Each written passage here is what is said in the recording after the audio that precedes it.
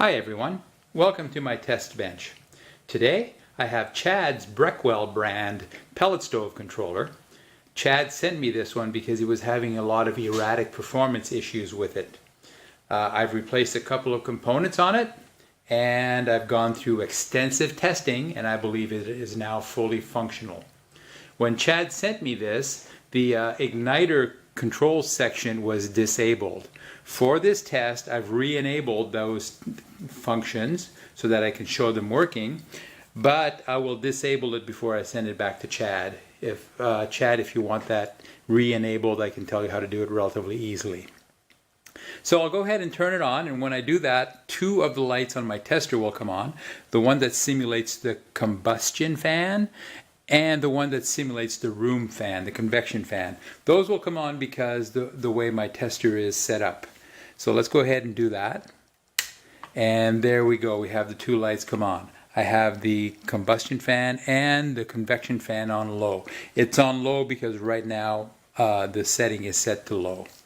A couple of things I can check while in manual mode right now. We'll go ahead and do that. One is the auger feed. Of course, if I press the momentary switch, that will cause the auger light to come on. There it is. So we're simulating delivering power to the auger motor, and that light bulb simulates the motor running. The other thing I can do is go to the high mode for the fan, and that will cause the room fan to go to the brightest position. So there we see it. Low, high, low, high, low. That would simulate providing more power to the fan and the fan running faster or slower.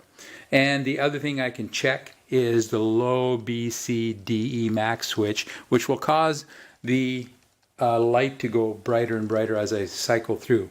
But please note that D, E, and max are the same setting because of the way they're hardwired on the controller. So we will not see an increase in intensity of the light bulb. So let's go ahead, B, and you see it got a little brighter, C, D, E, and max do not change. D, E, and max are the same. And I cannot go beyond the max position, so it is locked at the right spot. So I'll go back down, D, C, B, low. We're back in low position. So everything on the manual side is functioning, and as I noted, I've already pre-tested the igniter, so the timer that's on the control board will turn off the igniter after approximately 10 minutes. The reason for that is you don't want the igniter on once the fire is started or if the fire doesn't start. So there's no need wasting electricity with the igniter on, so the controller shuts it off. So I'll go ahead and press the auger button to go into automatic mode. And when I do that, two things will happen. One is the green LED at the top here will come on. We may also see the little green LED and the auger motor quickly come on. And when I release my finger from the switch, from the auger switch, when I release, that will make the igniter lamp come on. So let's watch that happen. So as I press, we've got the green lights that came on, just like I noted. And when I release, the igniter will come on, and there it is. So this igniter will now stay on for approximately 10 minutes. Like I said, I've already tested that, and it's fully functional. So I'm happy with the way that that's performing. So we're going to let it go through a few cycles of the auger here. When the auger is turned on by the controller, we see a little green LED back here, and you might have seen it already once. So let's go through a couple cycles of that. The LED behind the faceplate through the tiny little hole there. When the controller comes on, it turns on that LED and it turns on the light. There we see. So that's in low mode. If I go to the max position, that will cause the convection fan the light to be brighter, which means the fan will be running harder, and it'll cause the auger to come on more often and stay on longer. So let's watch that happen. So we saw the light come on brighter. Let's see how the auger motor light does. It should stay on longer. Notice it was on significantly longer, and it'll stay off shorter period of time, so it'll cycle more often. So that was a little bit shorter period. On longer, off shorter. So we'll do a couple, 3 cycles of that.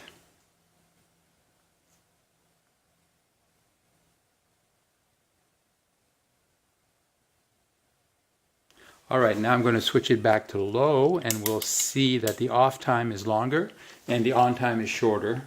And that'll be it. There's the on time. See, notice how it went really short, and there's a longer off time in between. So that pretty well concludes all the testing for this repaired controller.